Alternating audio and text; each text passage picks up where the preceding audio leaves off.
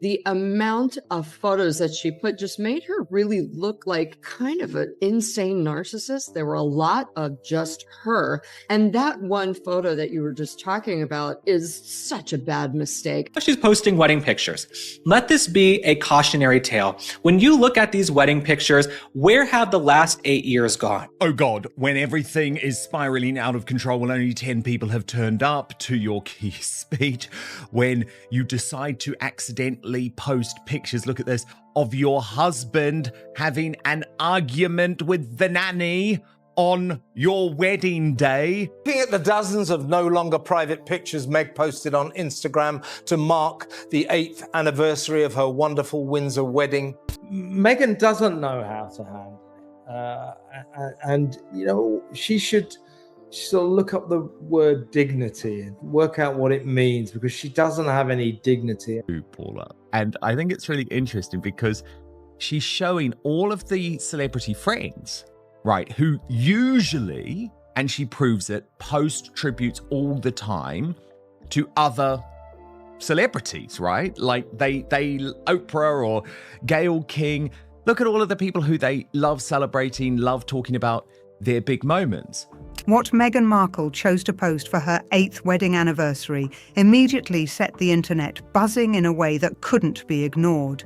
It was framed as a simple celebratory upload, but the numbers alone told a louder story than any caption could explain. 24 photos, 1 Elton John appearance, and 0 visible family presence in any meaningful way. That's what she dropped for millions of followers to see. And yes, this wasn't just casual scrolling content. People actually started counting every single frame like it was evidence in a case. Journalists jumped in fast, treating it like a puzzle that needed solving. Alison Boshoff at the Daily Mail went through the set carefully.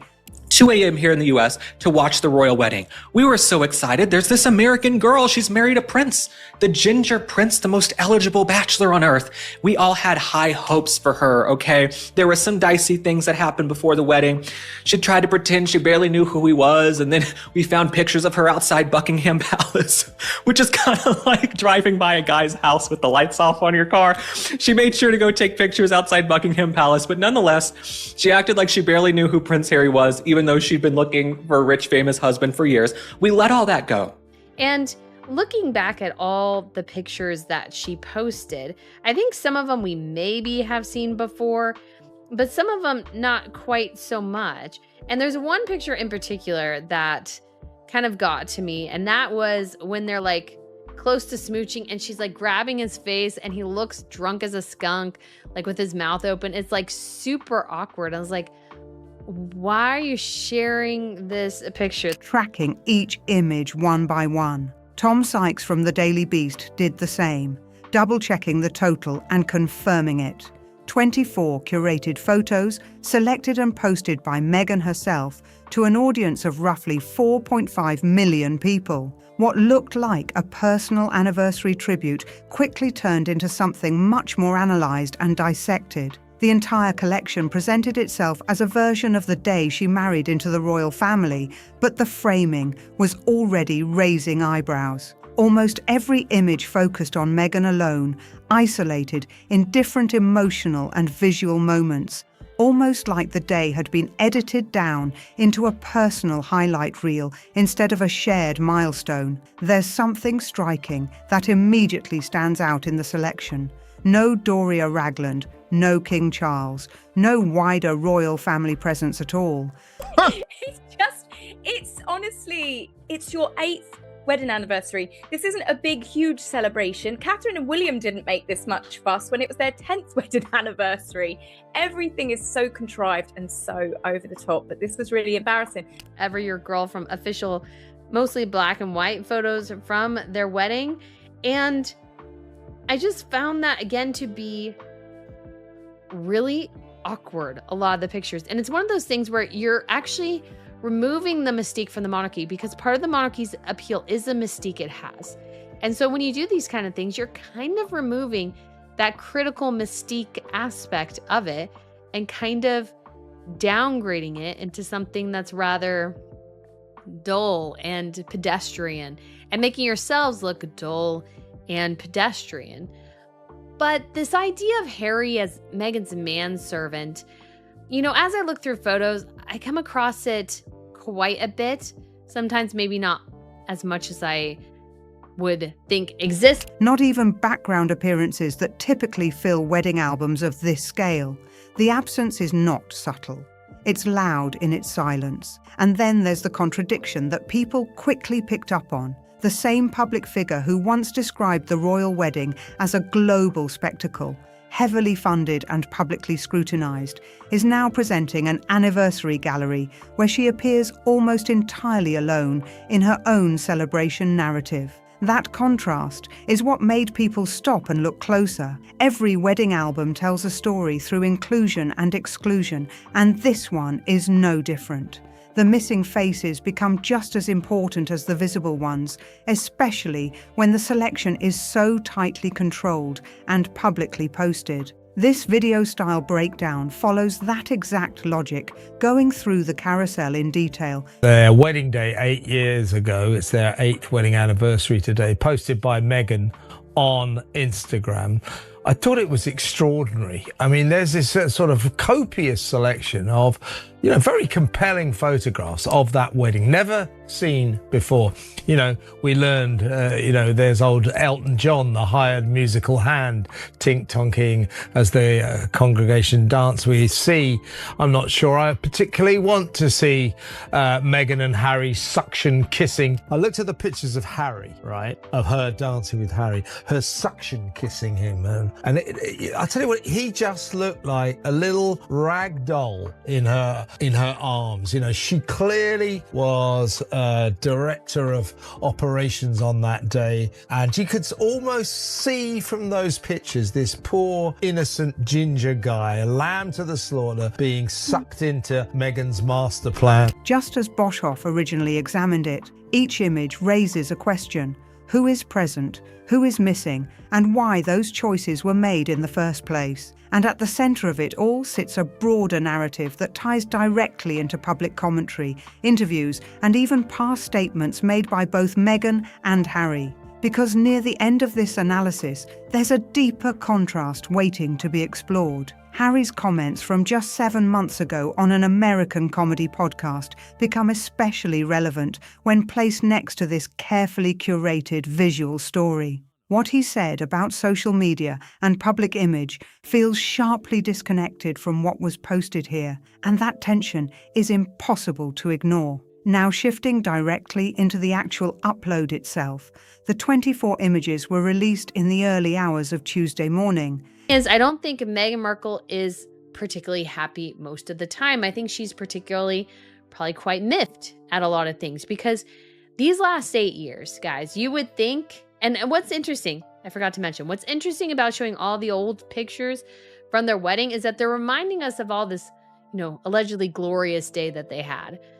But what about the last 8 years? Why not post pictures, a handful of pictures that you've taken throughout the last couple of years? Why only focus on your wedding? And I think it's Meghan Markle's attempt to get the public back to seeing her in her glory at that wedding, how glorious that wedding was, how exciting it was, all these things. That's what Harry and Meghan, or at least in this particular instance, catching global attention almost immediately. Many of them had never been seen before, which only added to the curiosity surrounding the selection. The opening image is structured like a corkboard-style collage, almost like a mood board of memories pinned together. After that, the sequence moves into individual shots, each one isolating specific moments from the wedding day. The first image shows Meghan alone in a hallway, wearing her Givenchy ceremony gown, her gaze lowered toward the floor in a quiet, reflective pose. There's no one else in the frame, just her and the architecture surrounding her.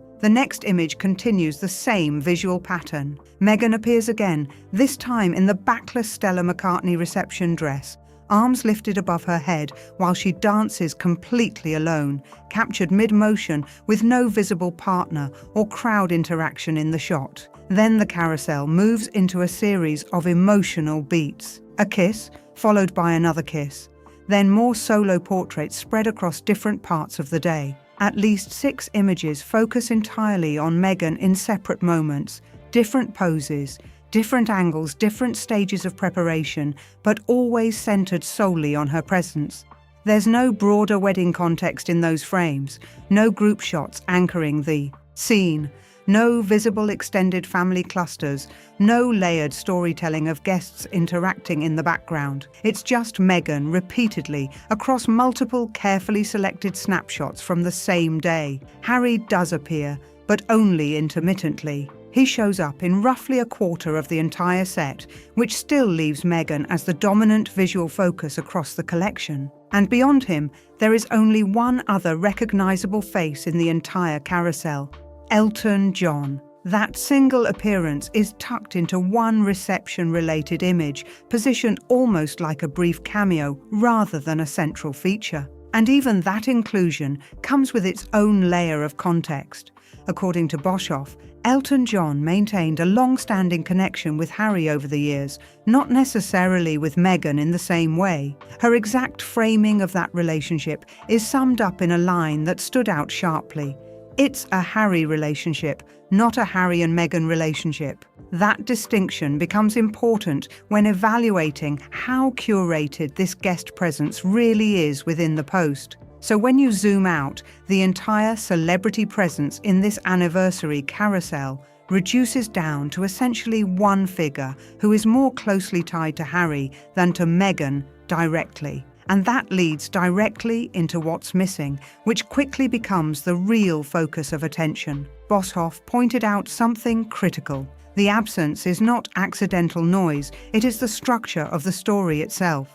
Every image selection is a decision, and every omission carries weight. Wedding albums, especially royal ones, are never neutral collections. They are curated narratives built to show inclusion, connection, and memory. So when certain people are left out, it naturally raises questions about intention and framing. In this case, Meghan is clearly in control of the selection process. These are not random archived releases, they are 24 deliberate choices posted to millions of viewers. And those choices tell a version of the wedding day that feels highly selective in focus. The missing figures become impossible to ignore, especially Doria Ragland, who played a visible and emotional role during the actual wedding day. She walked Meghan down the aisle on May 19, 2018, wearing a duck-egg blue Oscar de la Renta dress and sitting prominently in the front pew as the only Markle family member present. She was photographed laughing, crying,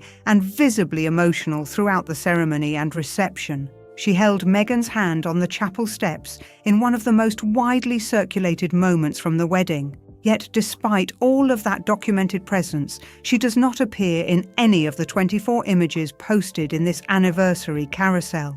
Not in the collage, not in the getting ready sequences, not in any candid moment from the day. She's completely absent from the selection. Boshoff's reporting carefully acknowledges that images of Doria do exist. And this is important to note. Official photographer Alexei Lubomirsky captured formal portraits of Meghan with her mother, and those images were publicly released back in 2018. Meghan would have access to the full archive, including candid shots, posed portraits, and behind-the-scenes moments from that entire day. So the absence is not due to lack of material. The photos exist, and they are well documented. That leads directly into interpretation. Some may frame this as a privacy decision, but even that explanation raises questions when applied to a personal social media account with millions of followers. Privacy typically controls what others publish, not what someone chooses to share from their own archive. This is her account, her platform, and her curated selection of 24 images presented to a global audience. Every inclusion and exclusion reflects a deliberate decision about what version of the story is being shown. And that's why the reaction has been so intense, because a moment that was once described publicly as emotional, family-centered, and deeply personal is now being represented in a way that feels visually isolated. The contrast becomes even sharper when placed next to past messaging. Meghan has repeatedly spoken about her close relationship with her mother, including positioning Doria as a grounding figure in her life, and even describing her as her best friend in earlier public interviews and features. So when the anniversary of the very day Doria walked her down the aisle arrives, and she is absent from the entire visual narrative, it naturally creates tension in interpretation. And that tension becomes the final point that stands out most strongly from this carousel. It isn't just about what is shown, it's about what is deliberately left out, and what that silence communicates without a single word being said. When you start pulling back the curtain on who didn't appear in that anniversary carousel, the absence gets even louder than the images themselves, because it's not just family missing, it's the entire royal structure that surrounded that wedding day, the same structure that once stood in every frame of history, being quietly wiped out of this curated 24-photo selection. Take King Charles III, for example, then the Prince of Wales, who performed one of the most unexpected and symbolic gestures of that entire royal wedding day. When Meghan's father stepped away just days before the ceremony, it was Charles who stepped in without hesitation, offering to walk her partway down the aisle. A man in his late 60s, heir to the throne, stepping into a deeply personal role for the bride on a day watched by millions. Royal historians described it as one of the most unusual yet meaningful gestures of welcome the monarchy had extended in modern times. The British press framed it as the moment she was finally embraced into the royal fold, a symbolic bridge between outsider and institution. But in this carefully curated anniversary carousel, that moment doesn't exist at all. King Charles is completely absent from the visual story, and that absence becomes even more striking when you move to Queen Elizabeth II. At the time of the wedding, Queen Elizabeth II approved the venue, the ceremony arrangements, and the grand carriage procession that followed. She sat through the entire ceremony with full presence, embodying the institution itself while watching the union unfold. That very same morning, she also formally granted Harry the Duke of Sussex title, marking a major constitutional and ceremonial moment tied directly to the marriage itself. And yet, none of that appears in the 24-image selection. Not the Queen, not the ceremony presence, not the symbolic weight of the moment she presided over. Then you move to the next layer of absence, Prince William and Catherine, Princess of Wales. Prince William and Catherine, Princess of Wales, both attended the wedding in full public view, arriving together as senior royals. Their presence was not minor or background, it was central to the optics of the entire royal event. Even their children, Prince George and Princess Charlotte, were part of the ceremony itself as page and bridesmaid, adding another visible layer of family connection. Yet none of them appear in the anniversary carousel either. Not the couple, not the children, not even a subtle background inclusion from the day. And that's where commentary around this selection starts to intensify. Journalist Tom Sykes of the Daily Beast, who has spent over 15 years covering the royal family, put it bluntly in his recent reporting. He described the Sussexes as having squandered every last drop of goodwill through exactly this kind of move, calling it performative solemnity undercut by reflexive vanity. It's a harsh framing, but it reflects how this type of curated memory is being interpreted in some circles. Because this isn't being viewed as a simple wedding throwback, it's being analysed like a controlled narrative drop. This carousel doesn't read like a private reflection shared publicly by chance. It reads like something constructed, assembled, and positioned as a visual statement about what the day represents now in hindsight. In that sense, it functions less like an album and more like a brand asset, carefully aligned with a specific version of memory. And that's where the tension begins to build again. Because if this is the version of the wedding day being presented to 4.5 million followers, then the question becomes simple but loaded. What version of reality is being removed in the process? And once you follow that thread, the focus narrows to who actually remains visible in the frame. Out of 24 images, only one external celebrity figure consistently appears in the entire set: Elton John. That single inclusion stands out not because it is surprising on its own, but because of what surrounds it, or more accurately, what doesn't surround it. According to Boshoff's reporting, Elton John's connection was primarily tied to Harry rather than Meghan directly, reinforcing the idea that even the one celebrity presence in the carousel is filtered through royal-adjacent ties rather than independent friendship. And that's where the narrative starts to feel even more complicated. Because once you examine the wider guest list from the original wedding, a pattern emerges that contrasts sharply with what this carousel is presenting. Take George Clooney and Amal Clooney. They attended the wedding, photographed among the high-profile guests, and added global celebrity weight to the ceremony. But according to Boshoff's reporting, they had little to no prior personal connection with the couple at the time.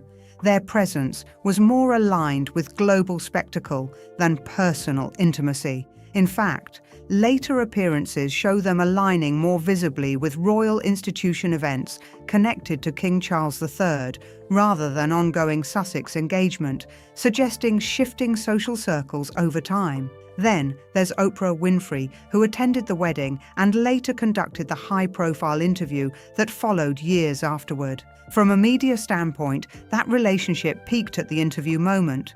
And since then, her public connection to the Sussex narrative has noticeably cooled. Similarly, Serena Williams has long been described as one of Meghan's genuine personal friends, often cited as a rare anchor of continuity in her life outside royal circles. But even that relationship, according to more recent commentary, appears less publicly visible now, with fewer shared appearances or strong ongoing public association. Then you have the Beckhams. David Beckham and Victoria Beckham attended the wedding as well, adding another layer of British celebrity presence to the ceremony. Yet reporting has consistently suggested that their relationship with the Sussexes has cooled significantly over time, with more visible alignment now appearing elsewhere in royal social circles rather than continued closeness. So when you zoom out and stack all of that together, a pattern begins to form in how this anniversary carousel reads. The royals are absent, the institutional figures are gone, and most of the global celebrities who once filled the guest list either appear briefly, minimally, or not at all. What remains is a highly selective visual story anchored around Meghan, a few moments involving Harry, and a single celebrity connection that is more closely associated with Harry than her. And that creates a kind of social ledger effect when you step back and look at it. Because the anniversary post isn't just about nostalgia, it becomes a measurement of who is still visually included in the story and who has been edited out of it entirely. And when that ledger is laid out in full, it starts to resemble something more symbolic than sentimental. It looks like a narrowing circle over time where old alliances fade, institutional ties disappear, and the remaining connections become increasingly limited in frame and frequency. Which is why Boshoff's underlying point carries so much weight in this analysis. Because the real argument isn't about who failed to post tributes or who appeared where. It's about deliberate selection. It's about what happens when a curated memory replaces a shared one and how that reshaping changes what millions of people are being asked to remember. And in that framing, the anniversary carousel stops being just a collection of images and starts looking like a controlled narrative of who still belongs in the picture and who no longer does. And to make it even more tragic, the only visible anniversary wishes seem to be coming from airline crew who had apparently been informed about the anniversary beforehand, almost like a carefully arranged public signal rather than genuine spontaneous recognition from the closest circles. But there is another layer we need to pull into this timeline, and it is not from this week at all. It takes us back to October 2025, 7 months earlier, when Harry appeared on Hassan Minhaj's podcast and gave a very different kind of reflection on modern parenting, privacy, and technology. They talked about citizenship, identity, his accent, and what it means to raise children in California while living under constant public attention. And then Minhaj asked a simple but loaded question. What are you going to do when your children ask for phones one day? Harry's response came slowly, carefully, and with clear hesitation, like he was weighing every word before speaking. He made it very clear he did not want his children anywhere near social media, describing it as something he deeply mistrusts in terms of how it shapes young minds. And on that same podcast, he went even further, calling the people behind these platforms evil, wicked, and describing them as individuals who, in his words, farm our children's mindset and sell it back to them for profit and influence. That statement stood out sharply when it first aired, not just because of the wording, but because of the intensity behind it and the way it framed the entire digital world as something actively harmful rather than neutral. That was Harry 7 months ago, speaking with caution and suspicion about social media and its impact on children. And yet, in the present moment, his wife just spent their wedding anniversary curating a 24-photo carousel posted directly to 4.5 million followers, turning a private milestone into a very public digital moment designed for mass viewing and engagement. That clip originally only circulated briefly, going mildly viral in royal watching circles for about 48 hours back in October before fading into the archive of online content, the way most podcast moments eventually do once attention shifts elsewhere. But it has resurfaced again this week because of what was just posted publicly. This Tuesday, the 19th of May, Meghan shared 24 wedding photos to 4.5 million followers, bringing the entire celebration into the open digital space once again. She included a clip of their children singing Happy Anniversary to their mother, a deeply personal family moment now placed into a global feed where millions can watch, replay, and interpret it in different ways. She also showed the bronze penguin Harry picked out as her anniversary gift, bronze being the traditional material for year 8, a symbol tied to lasting partnership and commitment, with the brand reminding everyone of its meaning as lifelong partnership. Lifelong partnership presented inside a carefully curated carousel with one Elton John included and no mother of the bride present in the frame. The version of their marriage shown here is warm, intentional, and highly curated for public consumption. The version Harry described 7 months ago is far more cautious, uncomfortable, and deeply skeptical of what these same platforms actually do to people. Those two versions don't sit easily together, and in 15 days, on the 6th of June, there is going to be another version of this story on display in a completely different setting. Peter Phillips, Princess Anne's son and the late Queen's eldest grandson, is getting married at All Saints Church in Kempsford, and the guest list already has people talking. King Charles is invited, Queen Camilla is invited, William and Catherine are invited. Princess Beatrice and Eugenie are also attending, easing back into public appearances. The Sussexes are not on the guest list, according to multiple reports, and that absence is already being read as a major statement in itself. So that is the full picture. 24 photos, 0 family presence, 1 Elton John, a husband warning about social media, and a wife posting a highly curated anniversary carousel to millions of followers. The carousel told a story. It just wasn't the one she meant to tell. Comment, like, and subscribe for more updates.